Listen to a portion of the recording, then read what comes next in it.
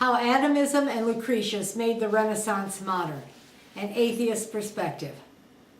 The references I mention in this lecture may all be found at AtheistScholar.org, How Atomism and Lucretius Made the Renaissance Modern, in the bibliography section at the end of the printed lecture. Our lecture will attempt to present a brief overview of atomism and the idea of the immortal soul. The topic of our presentation is the Epicurean school of philosophy, its brilliant exposition by the philosopher-poet Lucretius in On the Nature of Things, and the return of the naturalistic philosophy to Renaissance Italy. It is an exciting story how Lucretius's 50 BCE poem was almost lost, how copies were made and spread across Italy in the 15th and 16th century, and how its influence proliferated throughout the Western world. The Epicurean contribution to the Renaissance helped with that world's advance into the modern spirit. It benefited and reinforced thinkers' unbelief in the dogmas and doctrines of the Catholic Church.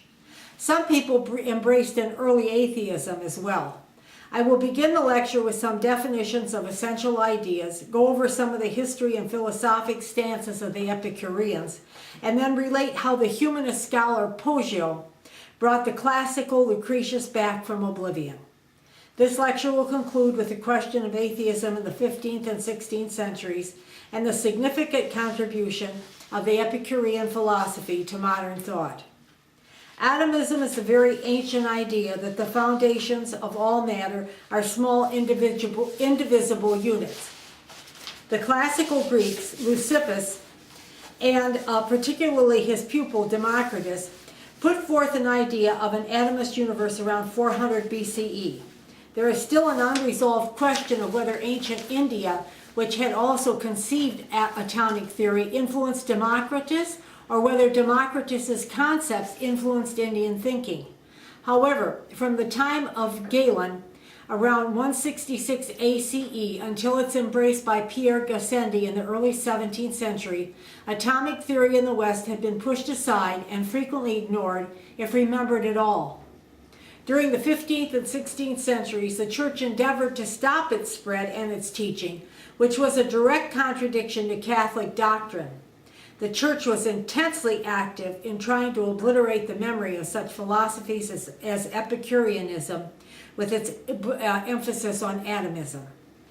The idea of the immortal human soul is a very ancient concept as well. As those who follow these lectures might recall, I discussed the notion of the soul in part 1 of The Illusion of Immortality. See AtheistScholar.org for the written lecture and the link to YouTube. Many classical Greek scholars embraced the notion of the immortal soul. The famous philosopher Socrates' 469 to 399 BCE beliefs concerning the soul were developed by his pupil and follower Plato, 427 to 347 BCE. It was the brilliant Christian theologian Thomas Aquinas, 1255 to 1274 CE, who helped finalize the concept that the soul was not material and not dependent on the body in his Summa Theologica, question 75. By around 1513, belief in an immortal soul was official church doctrine, and the consequences of denying the dogma were very severe, sometimes being punished with the auto da fe, being burned to death at the stake. I would like to add that monism was an issue that came into play continuously from the time of the ancient Greeks through the Renaissance and the Enlightenment, and is still being debated in the present day. Monism is a belief that all matter is made up of a single substance. The philosopher Spinoza was the most important proponent of monism in the 17th century. Dualism rejects such thinking. An important question for the Renaissance, the Enlightenment, and finally for our own time is whether the mind or consciousness is not separate from and dependent on the physical brain. Most modern thinkers believe that the mind is part of the body, at least partially so, if not wholly. Theists do not accept such a concept. Rather, they embrace the notion that the soul is independent of the body and, as we have said, immortal. Although a simplistic idea of monism is no longer accepted by most modern scientists and philosophers, a more complex materialism remains alive, well, and growing. Most modern atheists and many scientists embrace the theory that mind and consciousness might be nothing more than particular aspects or arrangements of physical matter. All such ideas, atomism, the concept that the immortal soul was an illusion, and that the mind or soul and body were of the same substance, were anathema to most Christian belief, and such concepts languished during the Middle Ages. A number of ancient manuscripts had been preserved in monasteries and copied out by monks. Some of these ancient writers discussed the ideas that thinkers were forbidden to entertain by the time of the Middle Ages. The life of the mind in Western Europe was all but extinguished. In a while, we shall discuss why monks were given the task of copying the classics and how they were expected to carry it out. The tale of the monasteries keeping culture alive was only partially true. The Dark Ages was no misnomer. But the strictures against heresy remained into the Renaissance of the humanists, those scholars who turned to the ancient classics to learn and enjoy those works' beautiful and distinguished Latin, elegant style, and interesting, if dangerous, ideas. Before we go on to our discussion of Epicureanism, I would like to take a few minutes' time to discuss one more unresolved but very important issue. There are scholars, too many, who claim that there were no atheists before the 17th or 18th centuries, that not enough scientific progress or conceptual theories had developed for educated people to be able to mentally arrive at a true atheism. They argue instead that there was merely doubt concerning specific church doctrines. An important critic, Lucien Febvre, wrote in a significant work on Rabelais, The Problem of Unbelief in the 16th Century, 1942, in which he claimed that there was no early atheism. Many scholars of the present day, although not enough as yet, contradict such a notion. I agree with those dissenting scholars, and I hope to demonstrate during this lecture that there were indeed not just doubters and heretics in the 15th and 16th century, but atheists. Most of them were silent. Those who were outspoken were often tortured and or executed. The resurrection of the Epicurean philosophy contributed to the human ability to think, evaluate, and choose. The chains were removed from people's minds during the Renaissance. There were several currents at work that helped with this loosening of church authority. One of the most important was the emergence of the philosophic poem On the Nature of Things, written by Lucretius, the Roman poet, and an Epicurean about 50 to 55 BCE. That this great work survived was a lucky chance, and that it was discovered, copied, and distributed was another fortuitous event. In the winter of 1417 CE, Poggio Bracciolini rode through the stark wooded hills and valleys of southern Germany. He was a young Italian man who had recently lost a very prestigious job. He had been a scriptor in the Vatican, a writer of official documents concerning the papal bureaucracy. Poggio was known for his exquisite handwriting and the quickness of his copying, far above the average. By tact, efficiency, and shrewdness, he had managed to be appointed to the much coveted spot of apostolic secretary. In this position, he wrote down the Pope's words, recorded his decisions, and conducted the Pope's international correspondence, according to historians. Poggio would end his life as a wealthy man and Chancellor of Florence, but at present he was unemployed. Pope John XXIII had been deposed by the General Council of Constance. The council had decided that the Pope's detestable and unseemly life had brought scandal to the Church and that he was no longer fit to be the head of the large and powerful Catholic Church. Most of his court lost their jobs along with him. Poggio was one of a large group of scholars and men of letters who called themselves humanists. Petrarch had been the leading proponent of this movement in the earlier 14th century, which emphasized grammar, history, poetry, and moral philosophy. Petrarch, called the father of humanism, was a Christian, as were most of the humanists, but he was determined to study the classical literature of ancient Greece and Rome and to recover that world. The recovery was definitely cultural and secular. There was an increasing interest in the natural world as well. Crucial to the project of recovery was finding and copying the ancient manuscripts, most often scrolls, from the obscurity into which they had fallen, often crumbling to dust, their work cleaned from the vellum pages to make room for Christian works, or even burned for heat in a severe winter in a monastery somewhere. Poggio was an avid book collector, and he was motivated by the love of the hunt, the desire not just to find a stellar literary creation from antiquity, but to have it copied and to claim the glory. There was competition for such prizes, but Poggio had time on his hands, youth, and a winning personality. He had the ability to tell a joke here, listen gravely there, and thus penetrate a monastery library. During this particular winter, he was on his way to a distant German abbey with a reputation for holding a superb collection of manuscripts. What he would find would contribute to unsettling the foundations of the culture he lived in, its darkness, superstition, ignorance, and repression. That winter, he was able to save a copy of On the Nature of Things. He ordered it copied by his scribe, and that copy bred many more. Those copies were responsible for helping disseminate the naturalistic and materialistic Epicurean philosophy throughout the Western nations of the world. Let us now leave Poggio on his freezing and difficult journey and turn to the sunny and hot climate of 4th century Greece, the Greece of Epicurus, founder of the unique and daring Epicureanism. The philosopher was a descendant of an old Athenian family, whose father had immigrated to the island of Samos.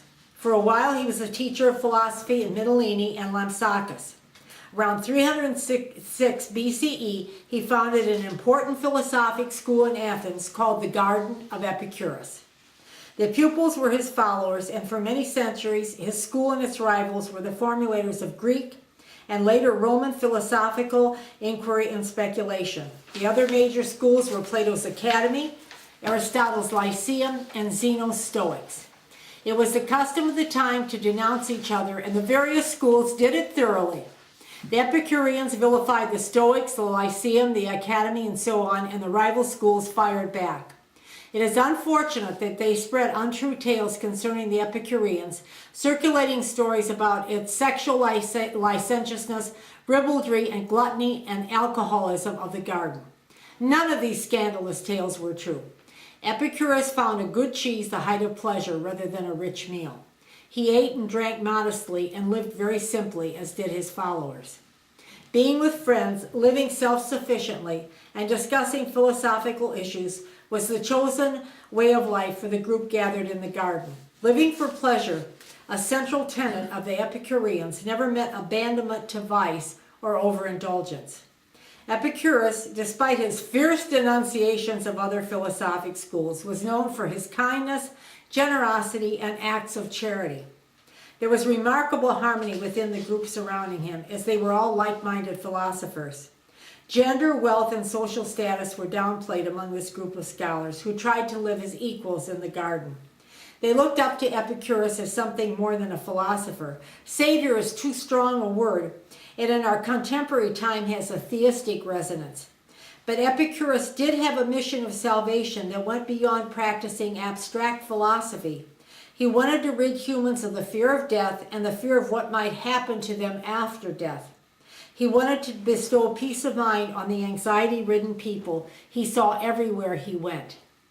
It is important to emphasize, however, that he was also a thinker who could and did philosophize with the best schools current in the Hellenistic society they all lived in. He was a prolific writer, and his ideas and speculations were not commonplace, but sophisticated, subtle, and complex. He was an empiricist whose scientific inquiries were very advanced.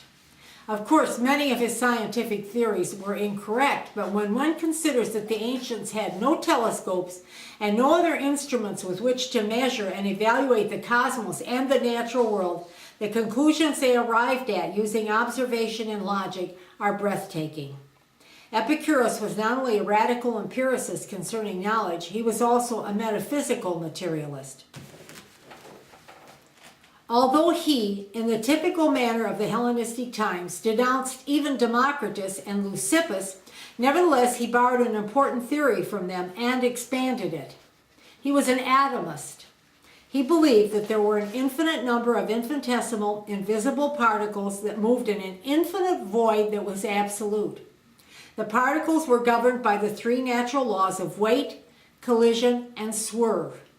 Because of his belief in the atomic swerve, Epicurus fashioned a wholly naturalistic theory or model of human free will. Scholars still argue the question of whether or not Epicurus was an atheist. It is difficult to determine because there were penalties for not believing in the gods. One could even be executed for such a belief. It was rare, but the threat was in the background. Epicurus believed that the height of felicity was pleasure, which included the attempt to avoid pain. While Epicurus found taking part in civic duties a waste of time, perhaps a dishonorable waste of time, he attended most of the great citywide religious festivals and took care to note that fact down. He told his followers, called the Friends, that they should publicly criticize those who engaged in political life, but not if they should be in a situation where they might receive kicks and other physical violence. It is important to remember that political and religious rituals were virtually inseparable in the ancient world. To disparage the gods was to disparage one's city. However, Epicurus wrote fairly minutely on the nature of the gods, as he thought they must have some sort of reality based on the widespread belief in them. He hypothesized that the gods were not real personalities, but rather, as Austin Dacey states, images or shades of a peculiar kind composed of extremely fine atoms. They were image beings who occupied the spaces between the multiple universes. Epicurus did not believe our universe was singular. These gods were more moral ideals than actual entities. They lived lives of perfect contentedness, a sort of absolute and perfect Epicurean existence. But the important thing for mankind to remember, Epicurus stated, was that the gods did not bother with the affairs of mankind. They neither created nor caused anything to happen, such as the universe, the world, human beings, or life in general. There was no point in praying to them or worshiping them. People, he maintained, are able to be perfectly happy on their own. Without being aggressive about the traditional gods, Epicurus rejected belief in them and the notion that they meaningfully interacted with people. The belief in a divine creator was not credible, according to the Philosopher. I shall repeat his famous pronouncement concerning the theological problem of evil, even though many atheists are familiar with it, because it is so elegant and succinct. He said, either God wants to abolish evil and cannot, or he can, but does not want to. If he wants to, but cannot, he is impotent. If he can, but does not want to, he is wicked. If, as they say, God can abolish evil, and God really wants to do it, why is there evil in the world? Friendship was considered one of the highest priorities of the Epicurean good life, and personal relationships were cherished. Pleasure was encompassed by simple living, dining, and quiet enjoyment. Discussing philosophy with friends, as we have said, was a joy to them. I would like to repeat once again that the Bacchanalian reputation the Epicureans were accused of was a fiction, partly brought on by the unfortunate habit of the different philosophical schools denouncing each other on a regular basis. Epicurus' position on pleasure was misunderstood by vulgar minds. The walled-off life of the Epicureans in the garden created suspicion and resentment as well. But Epicureans loved the life of the mind and advocated moderate pleasures of the body. When Epicurus was dying in great pain, he remained strong, cheerful, and brave. His first thoughts were for the welfare of others. The question of death, or rather our fear of it, was of major importance to Epicurus. He believed religion had increased people's fear of punishment after dying, or at the least had intensified their fear of the unknown. He argued that we have nothing to fear from death. Here are his words. Whatsoever causes no annoyance when it is present, causes only a groundless pain in the expectation. Death, therefore, the most awful of evils, is nothing to us, seeing that when we are, death is not come, and when death is come, we are not. It is nothing then either to the living or the dead, for with the living it is not, and the dead exist no longer. He went on to say, the true understanding of the fact that death is nothing to us renders enjoyable the mortality of existence, not by adding indefinite time, but taking away the yearning for immortality. A. Long and other scholars of Hellenistic philosophy explain how important a philosophy Epicureanism became. N. W. DeWitt calls it the only missionary philosophy produced by the Greeks. Prior to his arrival at Athens, Epicurus had created a following at Lampsacus and Mytilene. His disciples helped spread the philosophy throughout the Mediterranean world. There were branches at Antioch and Alexandria early on. Later, the philosophy spread widely into Italy and Gaul, according to Long. Cicero, the famous philosopher, politician, and author, did not like the Epicureans. We know a great deal about their philosophy from his writing, and in the 1st century BCE he wrote, "The Roman Epicureans by their writings have seized the whole of Italy." He took no pleasure from that fact. The Epicureans rivaled the Stoics and later the Christians, becoming strongest just before the fall of the Roman Empire. The philosophy did not suffer a sudden decline.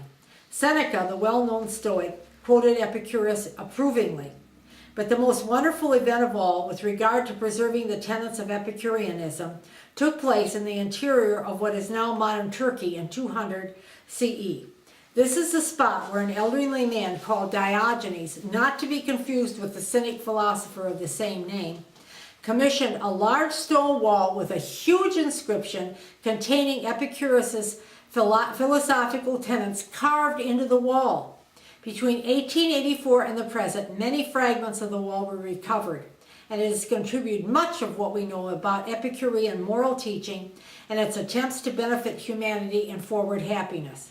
The recovery of the wall's fragments was centuries after the founding of the garden. Christian morality and Christian power crushed much pagan philosophy, and Epicureanism was particularly anathema to the Christian notion of God and immortal life. There are trustworthy reports that Epicurus wrote over 300 books or scrolls, his most important title being On Nature. There are only fragments left. There are 3 letters from Epicurus still extant, one concerning atomism, one on astronomy, and only one account, and a simplified one at that, of Epicurean moral philosophy. There are some preserved doctrines and maxims. In Herculaneum during the 18th century, a wealthy Roman's library, which was in charred remains, was discovered. It contained works by Philodemus, an Epicurean philosopher and poet. Some fragments from this library have been reconstructed. We have secondary sources in Diogenes, Seneca, Cicero, and Plutarch, as well as Sextus Empiricus's complimentary discussion of Epicurean empiricism. Diogenes' wall is one of the best sources of Epicurean philosophy, but the most important information has come down to us from a young Roman who wrote the philosophical poem On the Nature of Things. This poem, written 200 years after Epicurus' death, is a sublime work of art, a piece of genius which turned the rather prosaic style of Epicurus into a superb achievement that sang resoundingly of both philosophy and poetry. Curiously, we know very little about Titus Lucretius Carus, the author of On the Nature of Things and one of the major poets of antiquity. We are uncertain about his dates. It appears he was born around 99 BCE and died 44 years later in 55 or 50 BCE. We are in complete ignorance of his birthplace, social status, residence, personal appearance, and activities. Unfortunately, we have a few words from that old scandal monger of a church father, Jerome, who had this to say about Lucretius. Titus Lucretius, the poet, was born in 95 BC. Later, he was driven mad by a love philter after he had written several books in the intervals of insanity. Cicero subsequently corrected these books. Lucretius died by his own hand in the 44th year of his life. Not only the story of the love philter and the madness are considered untrue, but also the ridiculous addition of Cicero correcting Lucretius's books. Jerome loved to make up scandalous tales about pagan thinkers and writers, so no one with a background in the classics takes his nonsensical tales seriously. Cicero never mentions Lucretius in his official letters listing important authors. Yet in a private letter to his brother, he maintains that his brother is correct concerning Lucretius's creative genius and literary art. Cicero detested Epicureans, as you will remember, so perhaps not mentioning Lucretius publicly was a snub to the philosophy. Scholars are well aware that Lucretius influenced Virgil's Aeneid, and Lucretius is often mentioned in classical writing, always with respect and admiration. We must be content with these fragments because they are all that have survived. We know from reading the great work he left behind that he was a master of Latin. His last name belonged to a distinguished old Roman family. Yet there is the fact that former slaves frequently took the last name of the family by whom they had been owned. Lucretius called his Latin, though, his native ancestral tongue. He was likely a well-educated Roman from a distinguished family. Whether a highly moral man like Epicurus or a libertine, he seems to have led an intensely private life in accordance with his philosophy. One thing we can be sure of is his intense devotion to Epicurean philosophy, so intense that he transformed Epicurus's workday prose into a unique literary creation, a philosophical poem of surpassing beauty that is still in print and read with pleasure by people in the 21st century. Here is what the ancient author Ovid said concerning On the Nature of Things. The verses of sublime Lucretius are destined to perish only when a single day will consign the world to destruction. And yet, Lucretius's verses very nearly perished. By the 1400 CE, there was little more than a citation of the poem here and one there, and lists and chronicles of books from antiquity. Book hunters stumbled on works from the classical world, often by luck or by chance.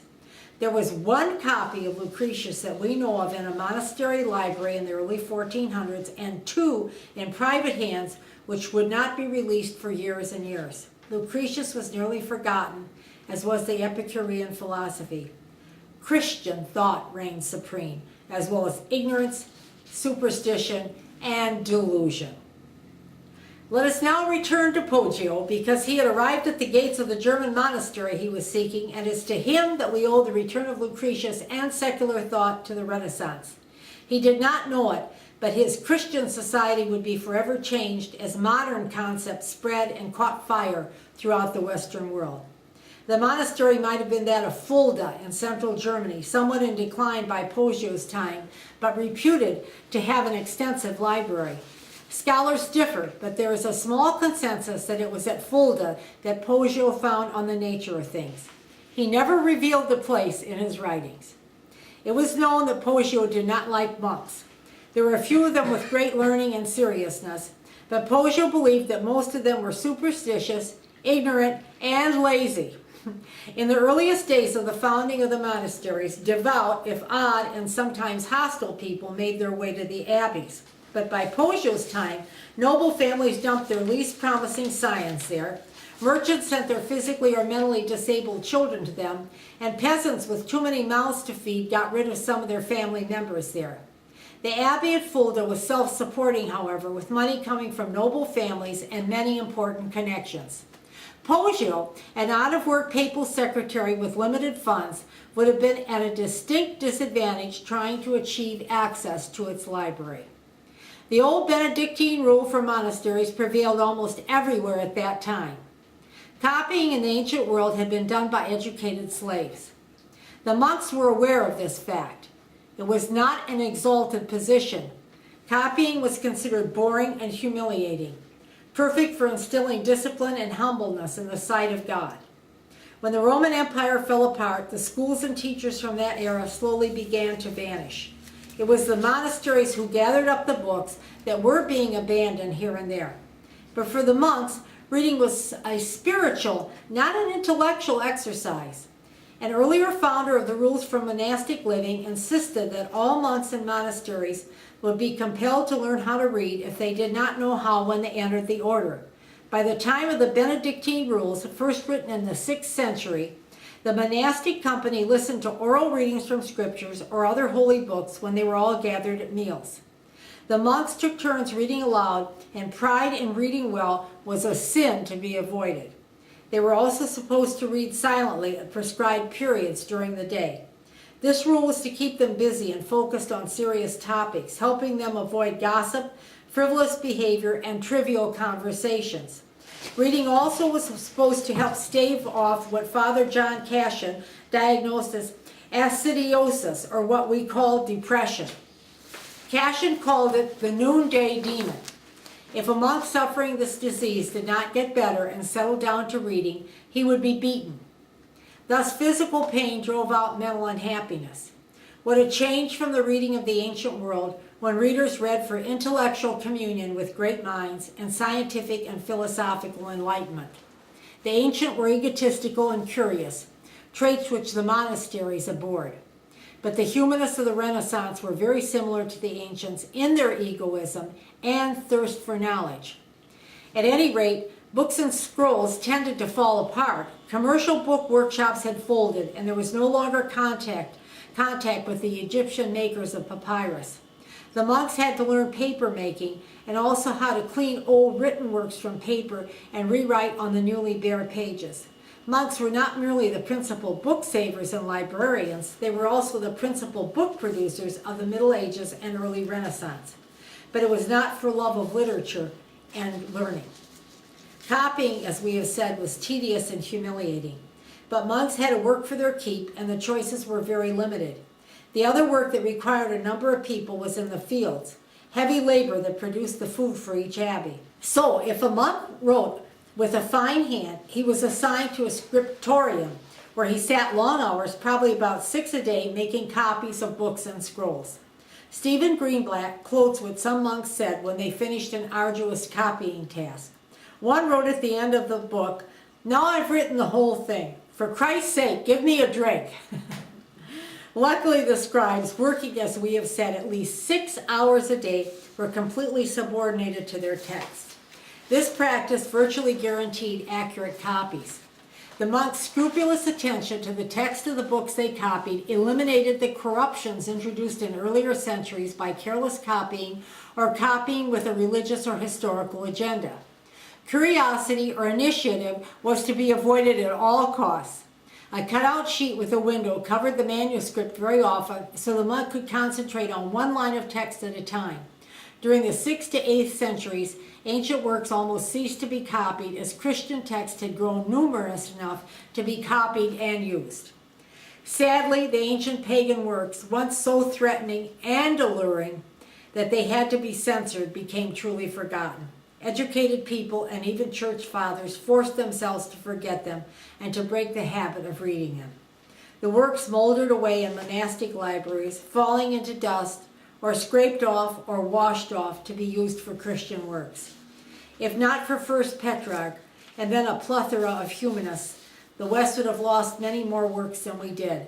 As it is, we have a minuscule amount of the splendid works from the gifted writers of the ancient world. There was little love of books or of fine writing in the monasteries. Everything was dedicated to the Christian God and the Catholic Church. But there were treasures from antiquity in some monastery libraries. Greenblatt reports that when a monk needed a book to copy, he would have to make gestures, as no speaking was allowed in the scriptorium. So he would reach out his hands and make a gesture of turning pages over, the standard sign for a book request. When he needed, say, King David's Psalms, he would perform the standard gesture and then make a crown with his hands. If the monk needed a pagan work, he would give the general sign, and then he would scratch behind his ears like a dog with fleas. If he needed a dangerous pagan work, he would often put 2 fingers in his mouth as if gagging. It was in such an atmosphere that Poggio had to maneuver, and it was essential for him to find favor with the monastery's librarian. The chief librarian was in charge of everything, not only books, but tools, down to the rulers the scribes used. As we said, Poggio never openly disclosed which monastery he had visited after his long, cold, and dangerous journey. It is likely that it was Fulda. But with his worldly politeness, shrewdness, and gracious personality, he managed to ingratiate himself at the abbey and was allowed entrance to the library. Initially, he made several small but significant finds, such as an important Latin grammar and so on. But how his heart must have skipped a beat when he pulled out a manuscript of a long text by Titus Lucretius Carus on the nature of things. It was much older than the other works Poggio had found up to that point. It It was a work of literature that was dated around 50 BCE. Poggio was a true humanist. He would have recognized Lucretius's title from reading praise of the work from such stern critics as Ovid and Cicero and other classical authors. He and his humanist friends and competitors had never found more than scraps of Lucretius's poem, and likely never thought they would ever read the complete work. I was a book hunter for many years myself, so I understand the overwhelming feeling of delight Poggio must have had when he read the opening lines.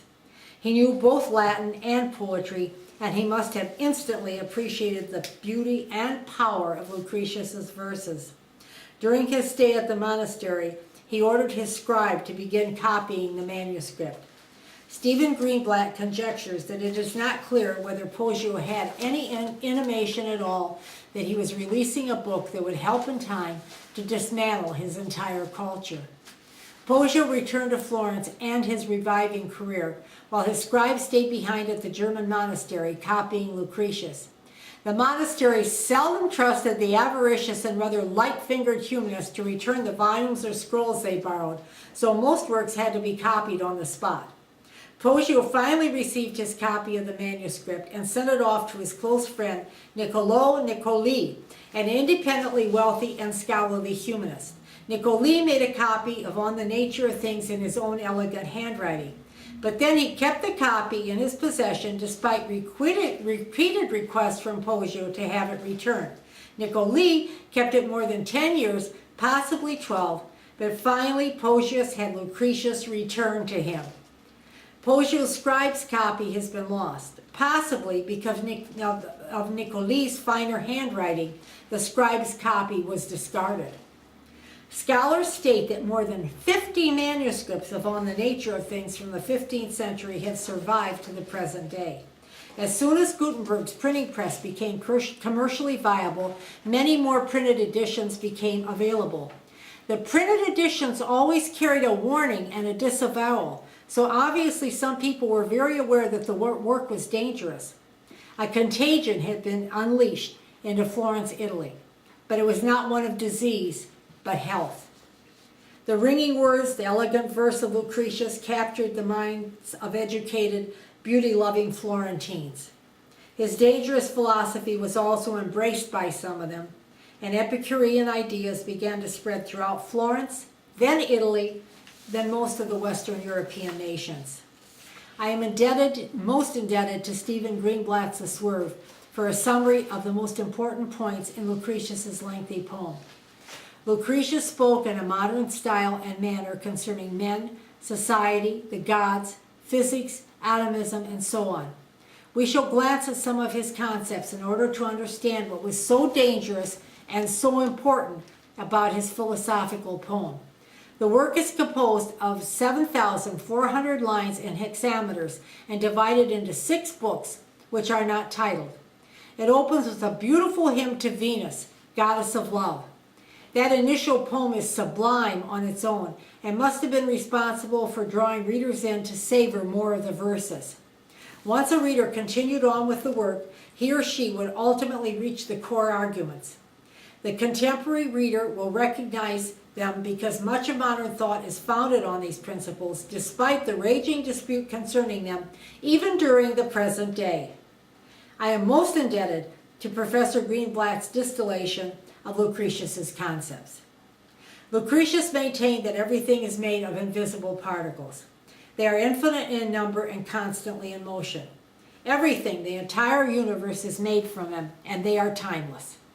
The mutation of forms is ceaseless, but the particles are infinite. They are all in motion in an infinite void. Particle and void are all that exist. Lucretius argued that the universe has no creator or designer. There is no divine scheme. Instead, there is a swerve that brings everything into being strictly by chance. The particles do not move in the same predetermined direction. Every so often, they defect from their course, and so their position is indeterminate. This swerve is only a minimal motion, but with such endless combinations, it creates all life as a result. Lucretius also maintained that the swerve is the result of human free will. He used the analogy of the instant the racehorse wills his mass into motion. But because racehorses must have a driver to spur them to movement, Lucretius explained that humans are different. Although outside forces may strike against us, he said, we may quite deliberately hold ourselves back. There is no single moment of creation, but a ceaseless movement of evolution, of trial and error as nature invents and reinvents. Lucretius states that what has been created gives rise to its own function. Seeing light did not exist, he argued, before the birth of the eyes, nor speech before the creation of the tongue. Such organs, he maintained, had no purpose to end. They gradually emerged and helped the creatures they emerge in to survive and reproduce. The universe, Lucretius stated, was not specifically created for humans. Our planet is harsh, replete with diseases, a severe climate, wild beasts, and so on. It was obvious to Lucretius that the earth was not a product of design for humans. He noted how a human baby is almost completely helpless and could not survive without its mother. We were not divinely created, but evolved weak and vulnerable at first. We too, we humans, will eventually die out to be replaced or followed by other life forms. It follows that we humans are not unique. We are made up of the aforementioned particles, and we are the same stuff as other life forms. Indeed, all life forms, even the inorganic ones.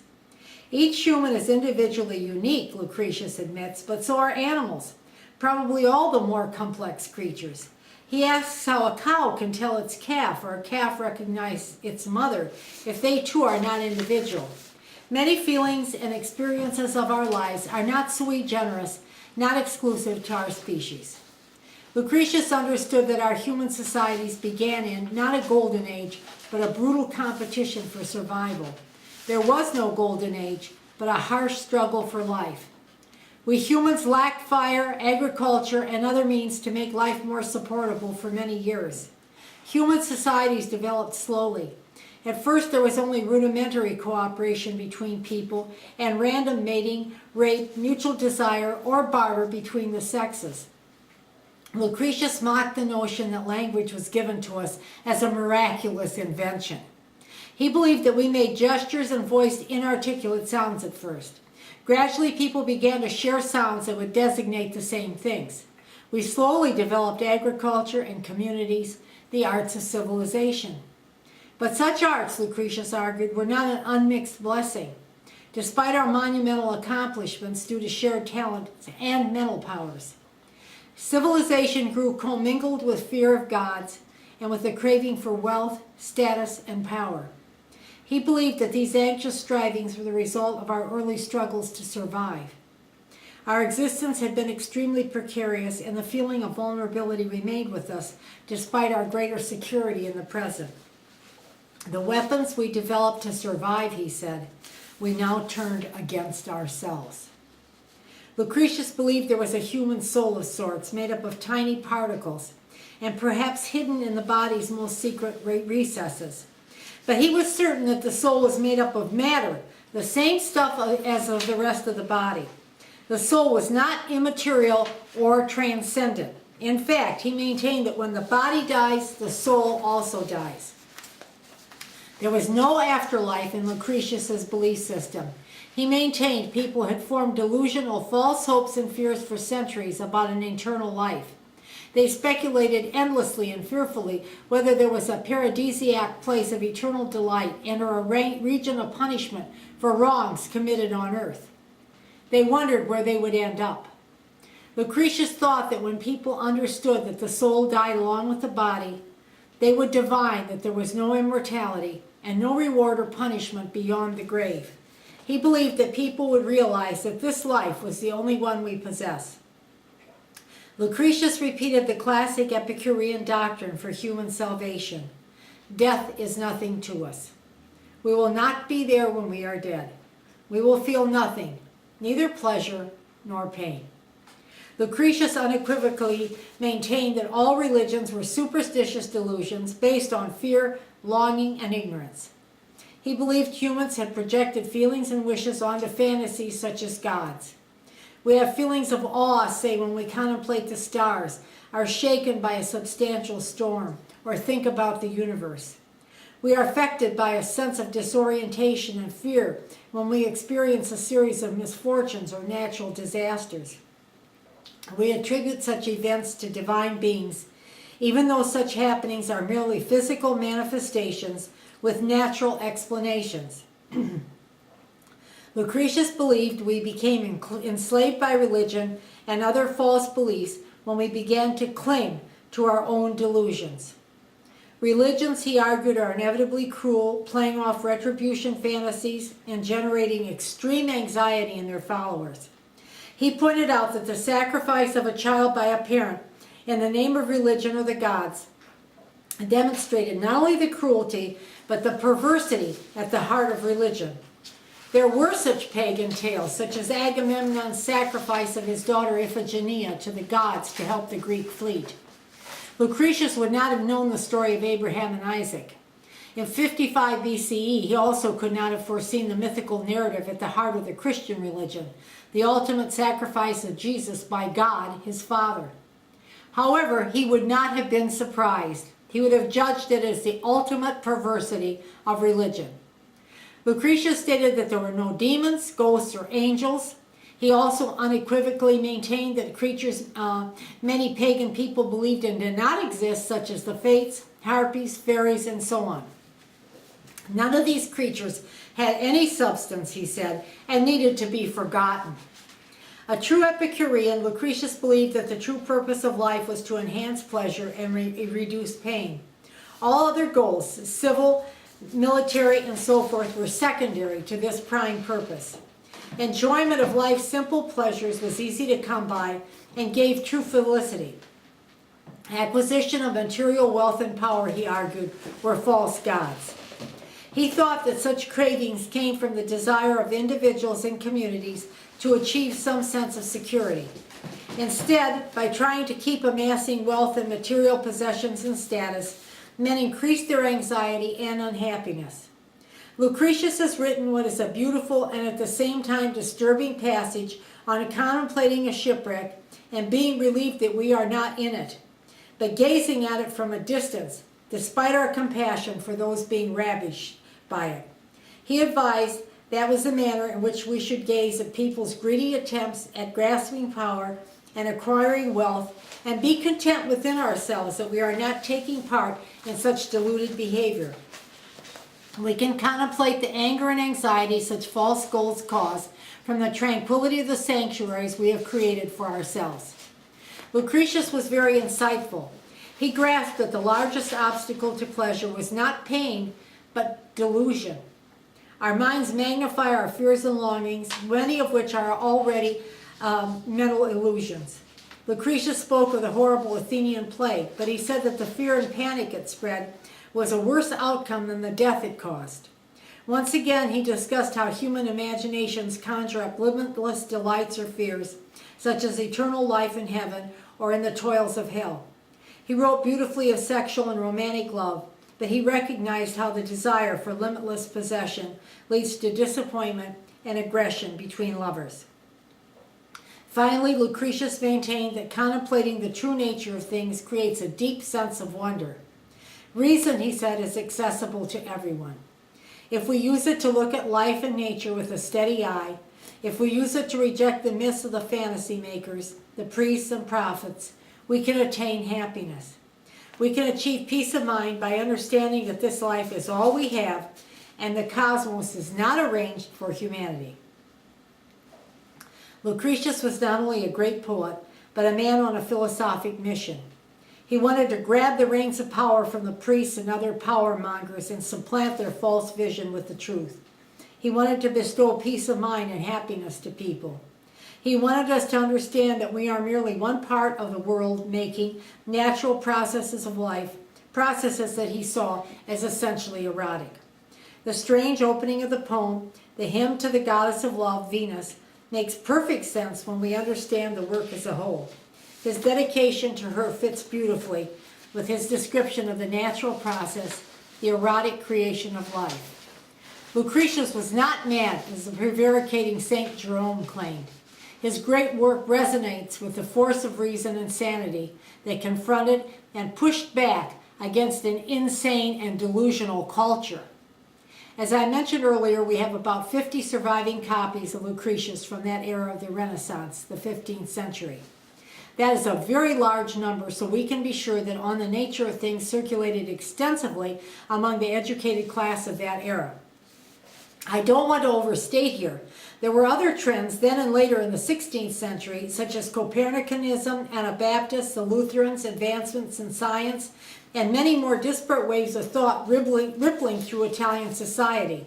However, Epicureanism was a major factor in helping to stabilize the Church's view of divine creation of the universe, of man, and of all life, as well as the doctrine of an immortal soul that would have eternal reward or punishment in the afterlife. Belief in Jesus, his resurrection, his virgin birth, and so on began to wane among some people. I hold the same view as Nicholas Davidson, who believes that atheism did exist in the 15th and 16th century. In his brilliant article, Unbelief in Atheism in Italy, 1500 to 1700, he cites numerous instances of serious unbelief. I would like to go over some, as the issue of atomism, so central to Epicureanism, and the concept of the non-existence of an immortal soul, so important to that philosophy, came up in accusations of heresy brought against people again and again. In 1533, the Venetian Council of Ten warned some friars of St. Fermo that they did not seem to want to live under the rule of their founder, but as sons of iniquity, as Epicureans and Lutherans. Davidson makes the keen point that Lutherans meant something real that existed. Then why not the word atheist? Was it really only an insult each time someone was accused of atheism? Such a notion does not seem credible, no matter how many times it is expressed. Atheism was most likely a small but real philosophical stance in Italy prior to the Enlightenment.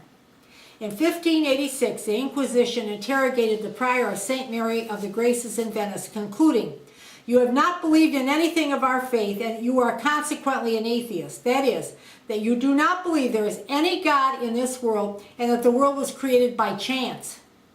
This would seem to be a very clear charge. If there were trumped-up charges against some innocent people, and I'm sure there were many, simply claiming the accused denied the virgin birth of Jesus or the truth of the Bible would be enough to send them to the stake.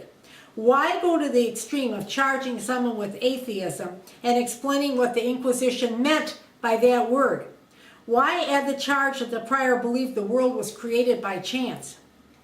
Was this the fear of the church concerning atheism? Then why would the Inquisition explain to the populace who would hear the charges what atheism was, and that it was possible, if fail, to hold with that idea? Why would it be presented as an option, even if a terrifying one?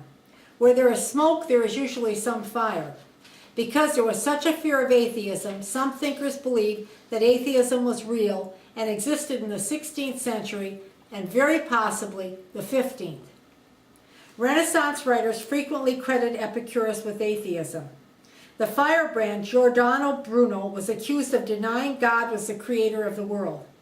He may have denied this charge, but in 1591 he had written that he praised Democritus and Epicurus for arguing that, quote, "everything throughout infinity suffereth renewal and restoration, alleging a constant and unchanging number of particles of identical material that perpetually undergo transformation one into another." His statement was surely an implicit denial of a creator God and an embrace of atomism, although Bruno was likely a pantheist.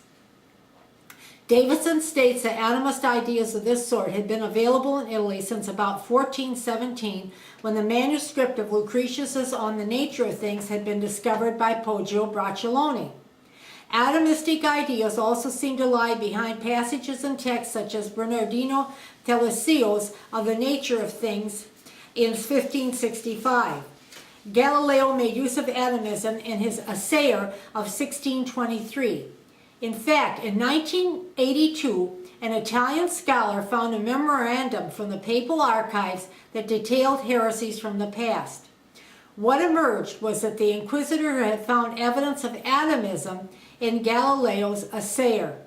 The charges against Galileo were more complex than had been made public.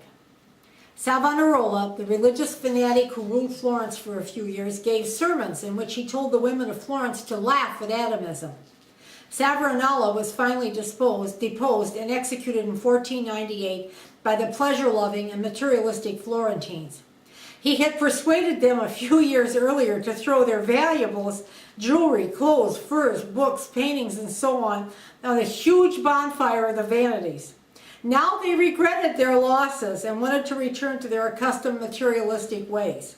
They came to detest his Puritanism, and he was hanged and nearly simultaneously burned by the angry citizens of Florence. In 1513, Pope Leo X issued a condemnation of any teaching that expounded the mortality of the soul.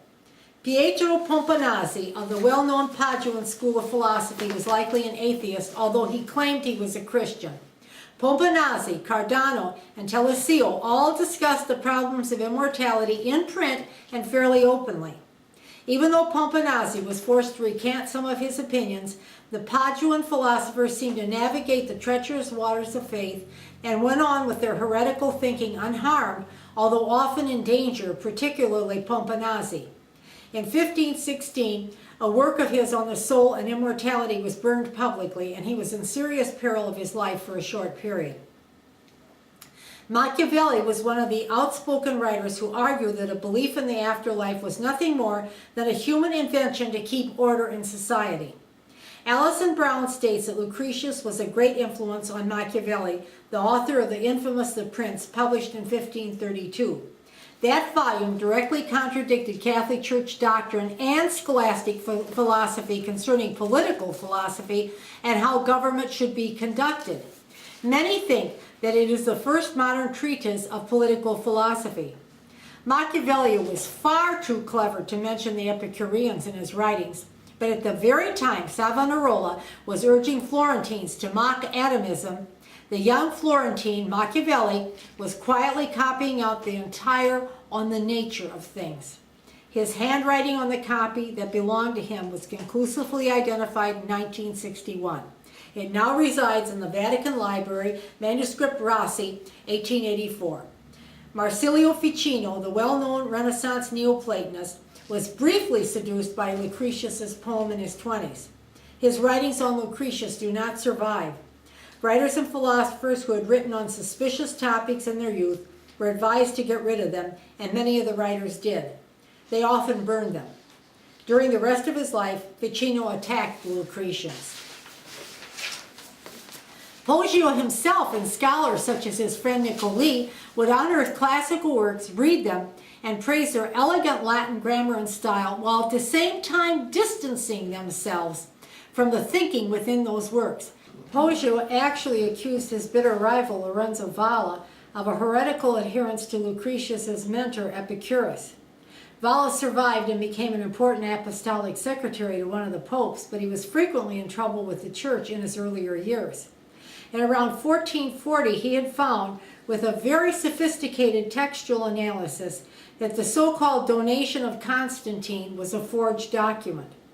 The donation was supposedly a grant of the entire Western Roman Empire to the Catholic Church from Constantine I as a reward for a pope having cured him of leprosy. Valla cleverly put his Epicurean ideas within a fictional dialogue, a very common literary device at the time in which several scholars would debate various philosophical stances.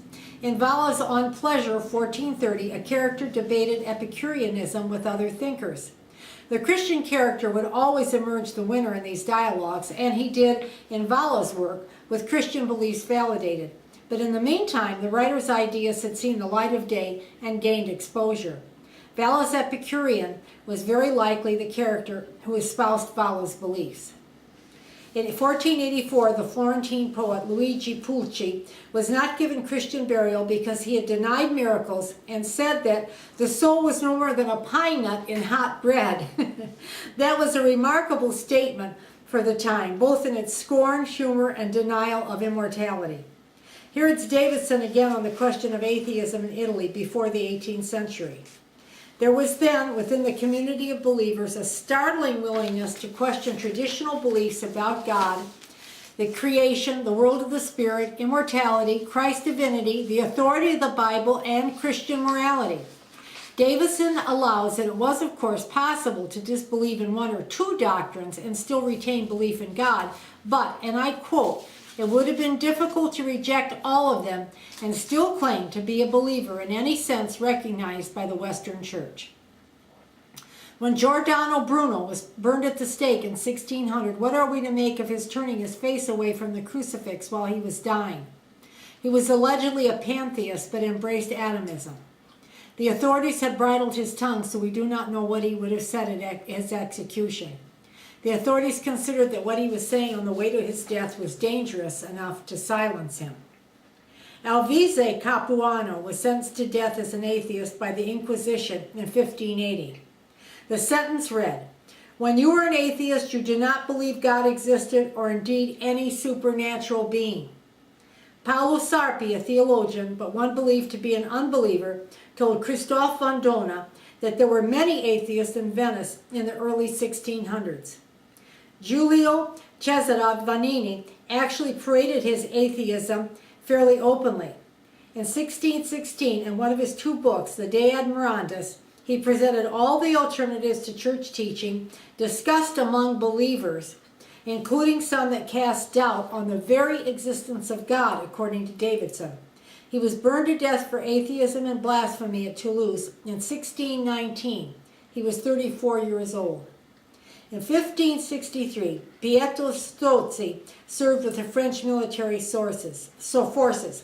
He became chamberlain to the French king and ultimately the commander of the French forces in the War of Siena. He also commanded Paul IV's troops against the Spanish in 1557. He was an exile from Florence, a cousin of Catherine de' Medici.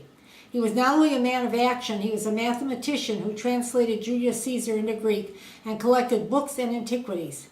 On his deathbed in 1588, he renounced God and denied immortality.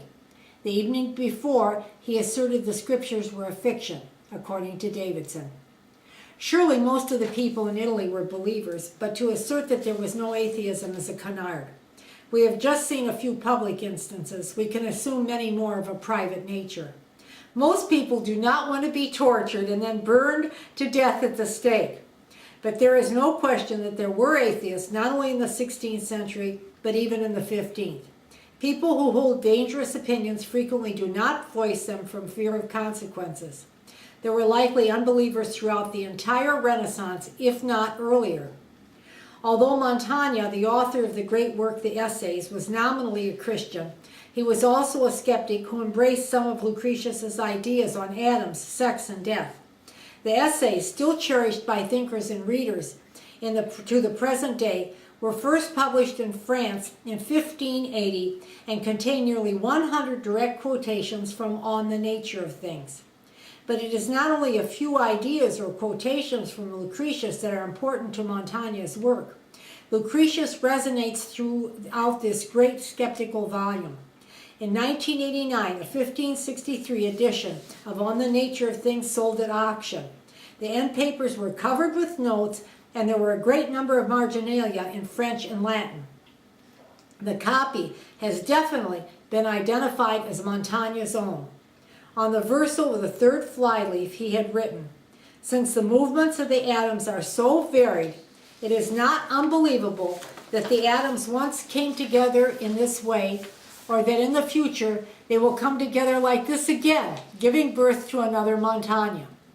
In 1516, the Florentine Synod banned the teaching of the text On the Nature of Things from being taught in schools, but the influence of Lucretius's book could not be stopped. It had penetrated too far and too deeply. Its influence spread from Italy to Spain to England and to France. Schopenhauer, Thomas More, Newton, and others made references to it over the years. Let us return to the 15th century just for a minute. Sandro Botticelli's 1482 Primavera painting shows the influence of On the Nature of Things. His ravishingly beautiful painting, The Birth of Venus, 1486, depicting the goddess of love arising from the sea, must surely have been inspired by Lucretius's hymn to Venus in On the Nature of Things. Reproductions of the painting are readily available in art books and on the web. Many scholars are convinced of the resonance of Lucretius's tribute to Venus and Botticelli's important work. I hope I have inspired you in this lecture to read Lucretius if you have not done so already. I hope you will look at Botticelli with the connection he likely had to Lucretius's great poem in your mind. We are now at the end of our narrative of how Lucretius came back to Italy again after many centuries.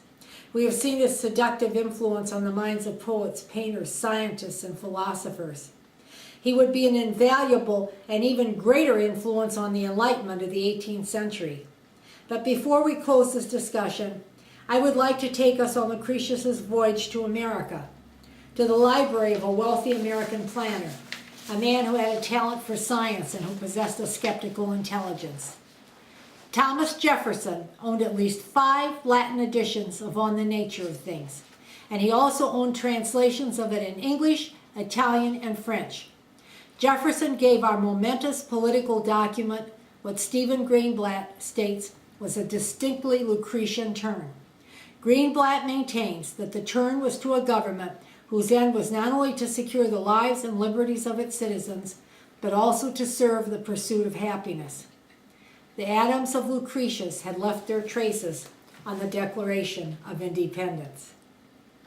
In 1820, the 77-year-old Jefferson wrote to John Adams, another former president, concerning matter in motion and the void.